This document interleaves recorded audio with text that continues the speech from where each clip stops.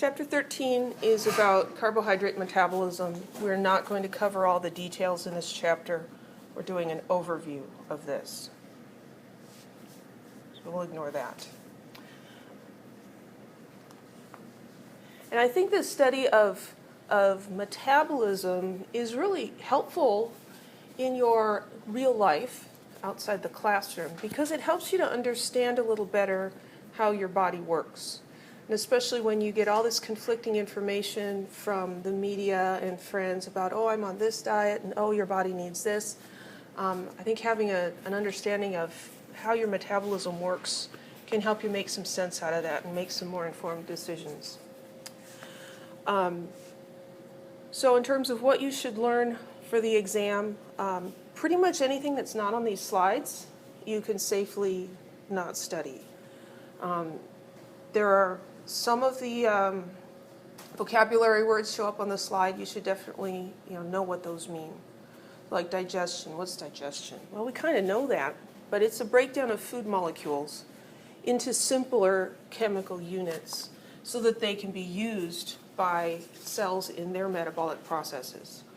Carbohydrate digestion begins in your mouth, and you have enzymes in your saliva that begin to catalyze the hydrolysis of starch and glycogen to make smaller polysaccharides and the disaccharide maltose.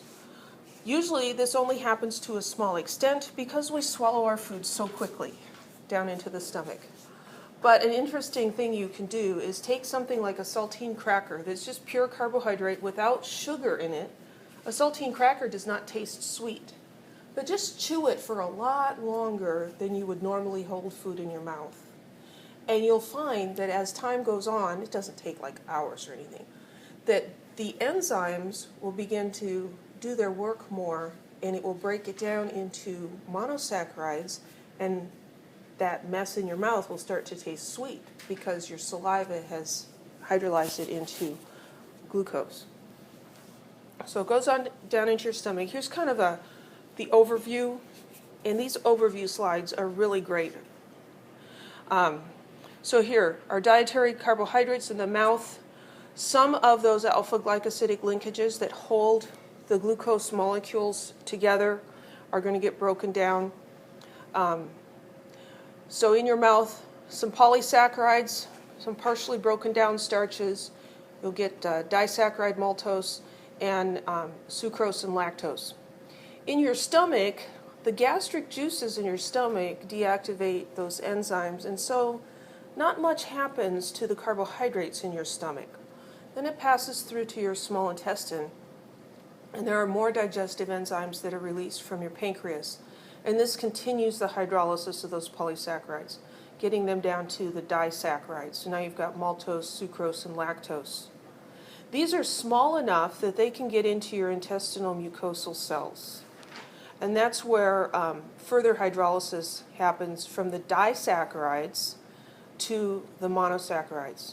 So maltase hydrolyzes maltose, and sucrase works on sucrose, and lactase works on lactose. And we end up with glucose, fructose, and galactose. These undergo active transport in the intestinal lining and get into your bloodstream where they're transported all over your body. And that's the end of digestion, because digestion is breaking it down into small pieces that can get into your bloodstream and go around and be used by the cells. So not much happens in your stomach to the carbohydrates, like I said, because that salivary amylase is deactivated. Most of the digestion for carbohydrates happens in your small intestine. And the final step happens in the outer membranes of your intestinal mucosal cells. That's where we get the disaccharides being broken down to monosaccharides. And most of the carbohydrates that we eat will result in glucose, fructose, and galactose as the monosaccharides. These go into your bloodstream and off and away. So what happens to them after they leave your digestive tract? Well, glycolysis is the metabolic pathway in which glucose, which has 6 carbons, is converted into 2 molecules of pyruvate. Each pyruvate molecule has 3 carbons. So we're taking that 6 carbon, remember the glucose was a ring that could open and close, and we're basically cutting it in half. So we're breaking it down into something smaller. This is an anaerobic pathway, meaning it does not require oxygen. Some processes are aerobic and require oxygen, others are anaerobic, and so you should know what those words mean. Glycolysis involves 10 steps. Each of them is catalyzed by an enzyme. And this all takes place in the cell cytosol. So there's 2 basic stages. The first few steps involve the 6 carbon chain, and then it gets broken into 2 3-carbon chains, and some other things happen to it to end up with the pyruvate at the end. So this is a summary of what happens. These are the first 5 steps, because it's really long and it doesn't all fit. So starting out with glucose, it gets converted to glucose 6-phosphate. And there's energy involved in these processes. So there's some energy that needs to go in the form of ATP. So we get glucose 6-phosphate, and that is catalyzed by an enzyme. All of these are enzyme catalyzed. And look at these, the ones that have the boxes in bold, we'll refer back to those a little bit later. These are the ones where the control of the process happens. So step 1 and step 3 is where there's inhibition and enzyme control of this whole pathway. So from the glucose it goes to fructose, and then it goes to fructose 1,6-bisphosphate, so now it's got 2 phosphates on it. And then here is where it gets broken down into dihydroxyacetone phosphate, and that then is converted to glyceraldehyde 3-phosphate. So this fructose gets broken down into 2 different things, but one of them gets converted to the other thing. And sometimes it's a little confusing talking in generalities, but it's even more confusing talking about all the specific reactions that are happening. So at this point what we have is 2 identical molecules. So we get these 2 molecules, and then they undergo more reactions.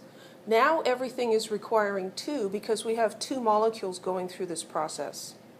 So this is the C3 stage where all of these things have 3 carbons. And so it undergoes a series of transformations. There's another step where control happens, and then this step as well. And we end up with 2 pyruvate molecules. And that is the product of glycolysis.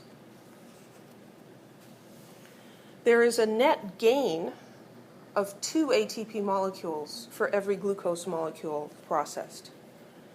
And so ATP is involved in steps 1, 3, 7, and 10. And we see that there's an initial investment required, and then you get some payback, and overall you have a gain of 2 ATP molecules. ATP is like a charged up battery. It's energy storage for your body. This is the overall equation. Glucose plus NAD, 2 NAD plus and 2 ADP is going to give you 2 pyruvates, 2 NADHs, and 2 ATPs. So I would like you to know that glycolysis is the process of breaking glucose down, and it forms 2 pyruvate molecules. And you get 2 ATP molecules as another product. So that's what happens to glucose. But digestion also gives us galactose and fructose.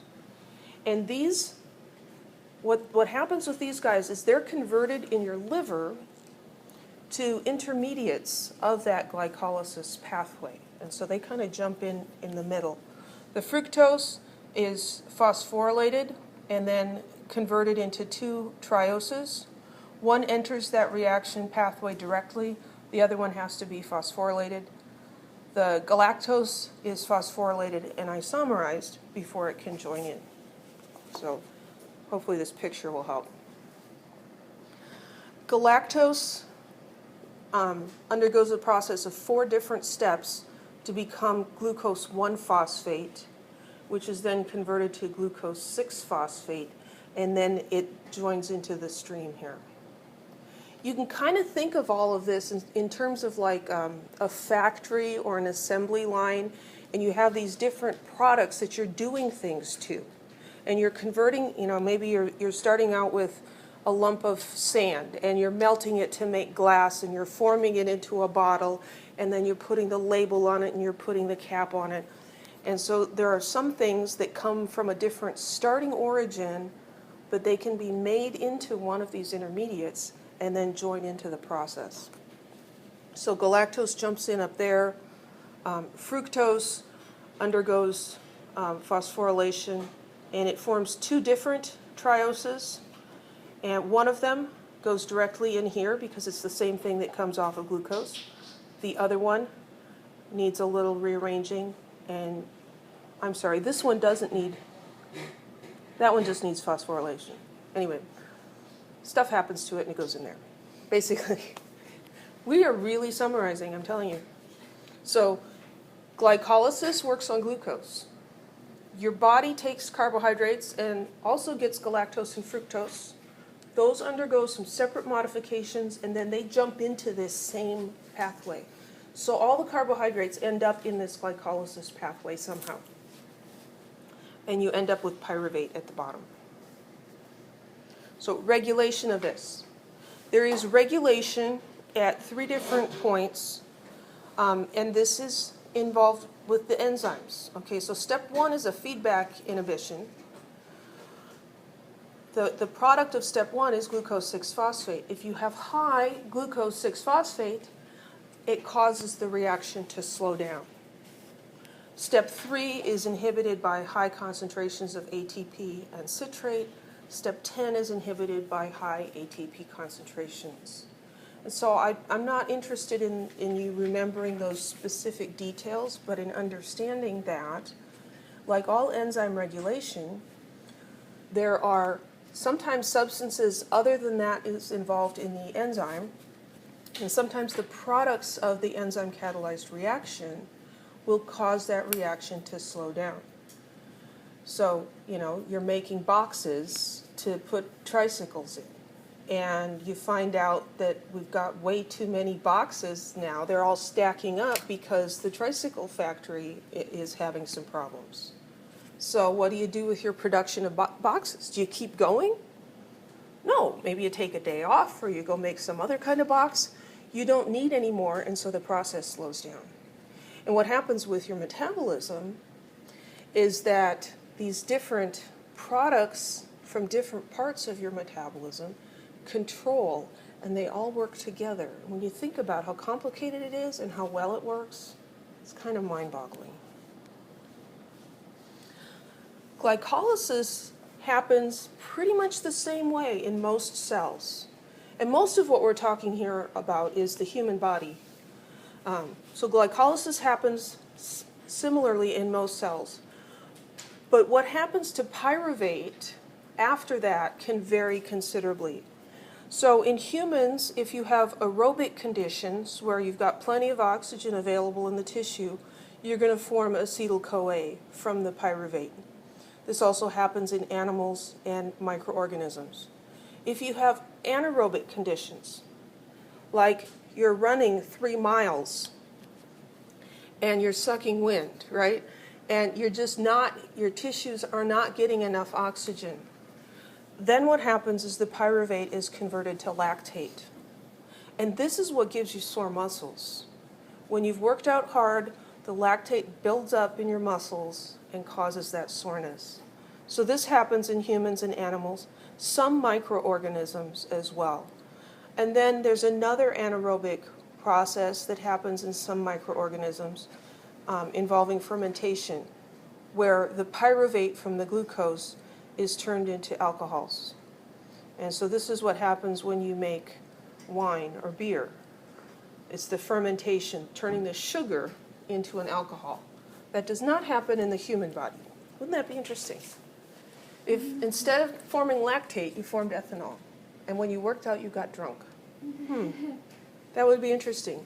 It wouldn't be good in terms of a fight or flight mechanism, though. Yeah, Maybe that's why it doesn't happen that way. So let's look a little more at this, what happens to the pyruvate.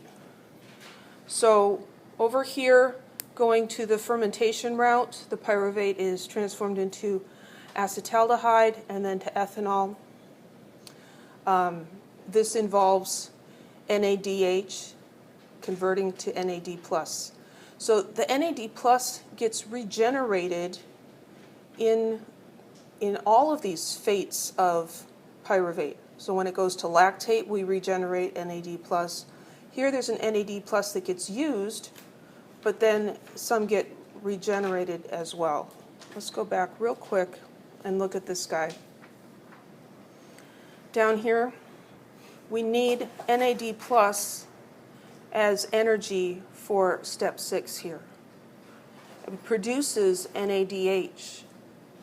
And then that NADH, as the pyruvate is metabolized, that NADH is, the NAD+ is regenerated. And that allows the glycolysis to continue.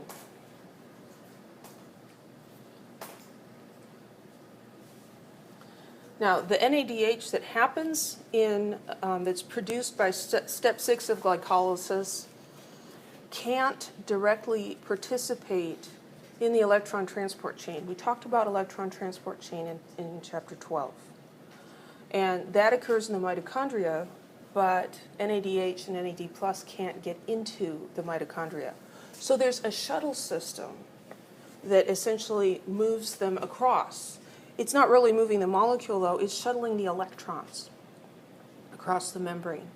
And that electron transport chain, remember, is coupled with oxidative phosphorylation, where the ADP is converted to ATP. So the NADH that's produced in the glycolysis, here we go. So here's NADH from glycolysis. The glycolysis uses the NAD+ and produces NADH.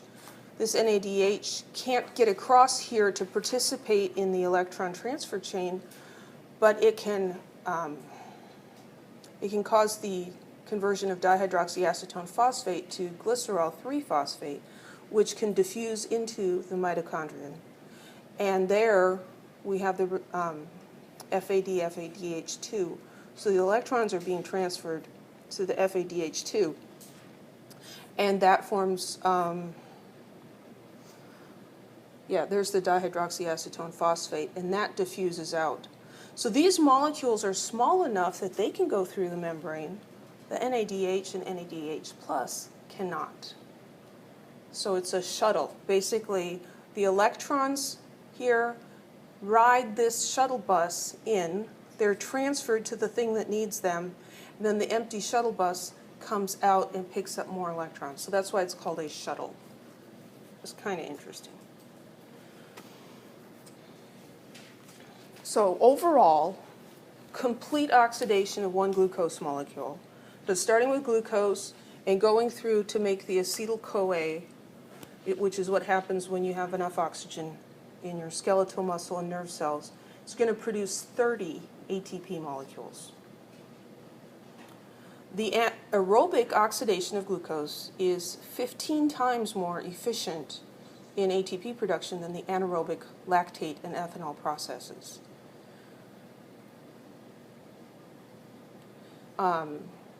In your heart and liver cells, there's a different shuttle system that's used, and because of that different shuttle system, you actually get 32, you get an additional 2 ATP molecules net coming out. But the overall reaction for the complete metabolism of glucose is glucose plus oxygen. It requires 30 adenosine diphosphate, 30 inorganic phosphates. You get carbon dioxide, water, and stored energy as ATP from one glucose molecule. So what happens to glucose that you don't need to tear apart right away? Well, it gets stored as glycogen. Remember we talked about this when we talked about carbohydrates. Glycogen is a branched polymeric form of glucose, and we refer to it as animal starch. So this is what your body stores glucose as, glycogen. In your muscle, it's a source of glucose for glycolysis, creating energy. In your liver tissue, the glycogen is used as a source of glucose to maintain normal blood glucose levels. So your blood glucose level, if it drops, then the liver tissue takes its stored glycogen and sends more glucose into your blood to keep the levels where they're supposed to be. So glycogenesis, this glycogen, and genesis, we think of creating or making, right? Glycogenesis is the pathway by which glycogen is synthesized. So we take glucose 6-phosphate and make glycogen. So instead of hydrolyzing or metabolizing the glucose through glucolysis, we're going to store it pretty much intact. So what happens, there's 3 basic steps here. There's isomerization. So it was glucose 6-phosphate, and we're just going to move the phosphate over to the first carbon. There's activation, in which a UDP molecule is attached to the glucose, and then that activated form is linked to the chain. So you've got this glycogen chain, or the branched chain starting up, and you have these individual glucose molecules that get added. It does require a little energy to attach the glucose molecules. So it requires an investment of 2 ATP molecules. But later you could get 30 from it, so it's worth doing. Now this word looks very similar, doesn't it? Here we've got glycogen, lysis. Lysis is cutting up or breaking down. So there's genesis and lysis, and they're opposites. So glycogenolysis is the metabolic breakdown of glycogen. Glucolysis was breaking down glucose. So the metabolic breakdown of glycogen to glucose 6-phosphate. And it may seem like, well, that would just be the opposite process. It's similar, but it's not exactly the opposite process. Glycogenesis requires UDP for the activation of the glucose molecule. The reverse, the glycogenolysis, does not require ATP. So there's only 2 steps. The first is phosphorylasis, which is the formation of glucose 1-phosphate, and then isomerization to form the glucose 6-phosphate. This does not require ATP. So it requires ATP to store the glucose in the glycogen, but then retrieving it does not require any ATP. This is a little bit like the currency of energy for your body. So here's another big picture. So here we have glycogenesis. So here's the glucose to glucose 6-phosphate needs to be isomerized, and then it's activated, and then it can be attached to the glycogen. That's glycogenesis. Glycogenolysis, where we're taking it off, we can go from the glycogen, we cut one of those off, we get glucose 1-phosphate. That's isomerized. And then this can enter glycolysis, because this is one of the intermediates in that glycolysis pathway. Any questions? Yes? Should we know the steps where it's activated or isomerized? I think just be aware that it's a multi-step process, that there are steps. You definitely should know that glycogenesis is the formation of glycogen from glucose.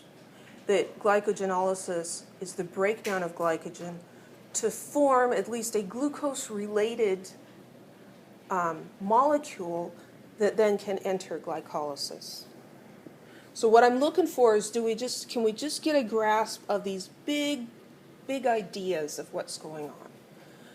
And we have to talk about some of the details for the big picture to make any sense. but we're going to spare you all the gory details.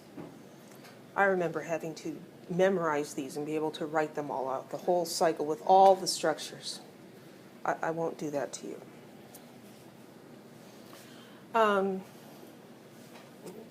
So there's a definition of oh, wait, this is a new thing, sorry.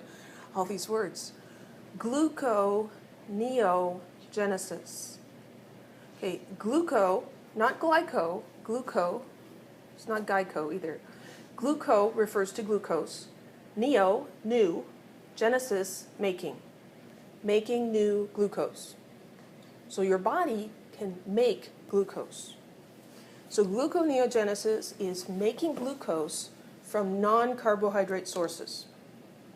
When you eat starch and your body digests it and makes glucose molecules, it is not synthesizing glucose.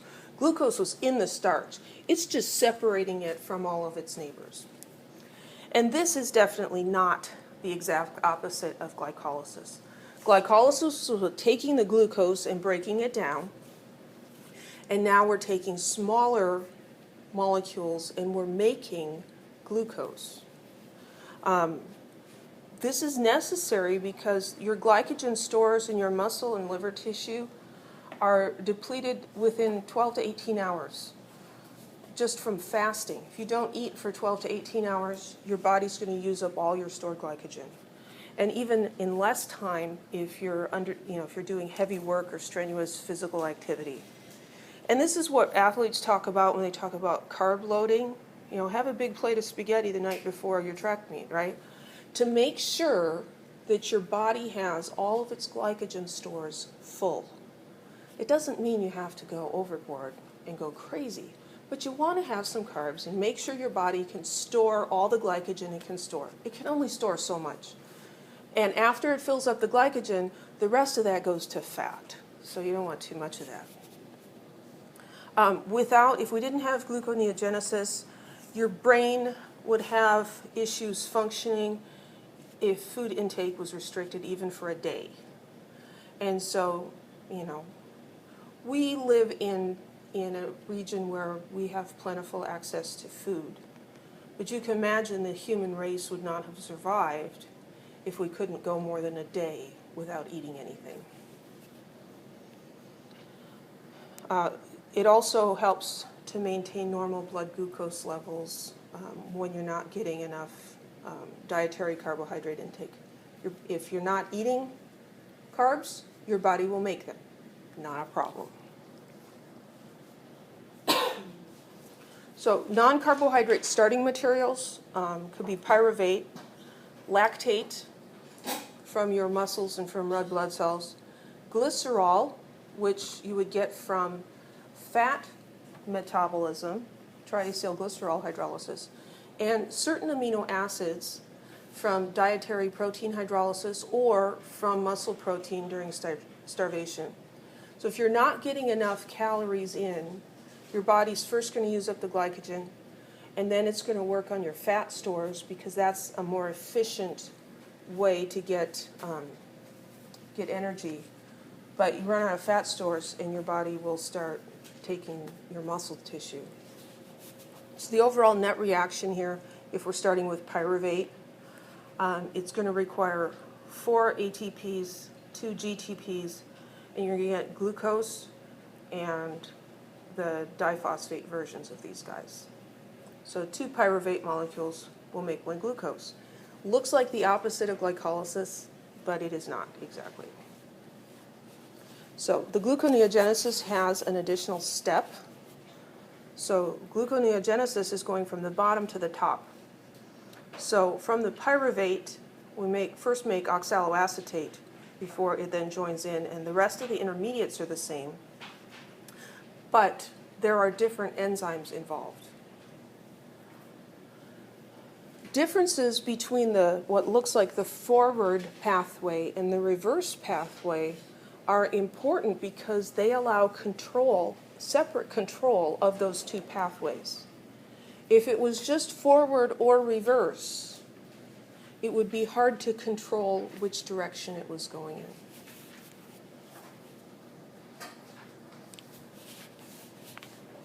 The Cori cycle. So when we use lactate as a source of pyruvate, remember lactate was one of the fates of pyruvate. So if lactate can come from pyruvate, then it makes sense we could probably make pyruvate from the lactate.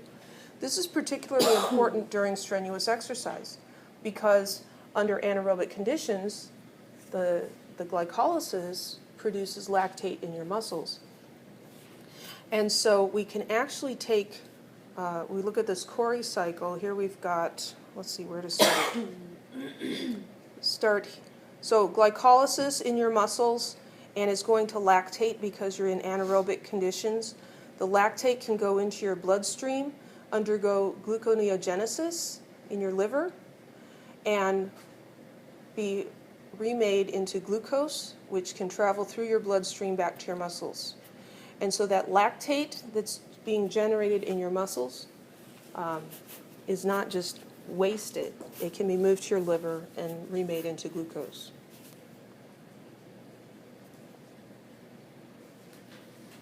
It's another way of looking at the Cori cycle. Glucose to pyruvate to lactate, moves over to your liver and comes back. Now, is this an energy efficient process? We're gaining energy from this. We're gaining 2 ATPs, right? And then over here, to make that lactate back into glucose in your liver requires 4 ATPs and 2 GTPs. The triphosphates are the higher energy, and the diphosphates are lower energy. So your body doesn't want to do this all the time, but if you need the glucose, it can be done. That's the Cori cycle. So this is an overview of all these processes. And just a reminder, names that end with lysis involve breakdown. Names ending with genesis involve making. So glycogenesis is making glycogen. Glycogenolysis is breaking glycogen down. Glycolysis is taking the glucose and breaking it down into pyruvate. Pyruvate can be made back into glucose through gluconeogenesis. And so there's all these different possibilities. It reminds me a little bit of, did you watch Toy Story 2? And at the airport, in the airport scene at the end, they show inside baggage handling area. I don't think it really looks like that, but they've got all these conveyor belts going off in all kinds of different directions. And that's kind of how I imagine this. You could go off in this direction, you could go this way and that way. There's all these different possibilities. So we're just going to kind of talk about general pathways and not get too caught up with how could we get a bag to St. Louis. So the first most important mechanism for controlling carbohydrate metabolism is enzyme inhibition by the products of those reactions. The second major method is through hormones. And there are 3 major hormones, and they do 2 different things. Insulin lowers blood glucose levels, and it does so by promoting uptake and utilization of glucose by the cells. So it's triggered by high blood glucose levels. So you got a lot of glucose in your body, and if your body is functioning correctly, that high glucose signals your body to release insulin. Insulin tells the cells, okay, use up this glucose, store it, do what you do with it, get it out of the blood, we've got too much. Glucagon is a hormone that does the opposite. It increases blood glucose levels. And it does that by speeding up the conversion of glycogen to glucose. So your blood glucose drops too low. Then your body sends out glycogen to say, hey, we need more sugar here, we need more glucose. Speed up the metabolism of that glycogen. We need more sugar. Epinephrine is another hormone. it has the same function as glucagon, but it's released under different circumstances. So it also stimulates the release of glucose from glycogen. Epinephrine is also called adrenaline, but it is released in response to anger, fear, or excitement. So they call that the fight or flight mechanism. You get really excited or you get worked up or really scared, and your body says, okay, we're going to need to do something. We're going to need energy. Get the energy. Get out the glucose. So you should know these 3 enzymes and what they do. I think you already kind of know most of that. End of that chapter.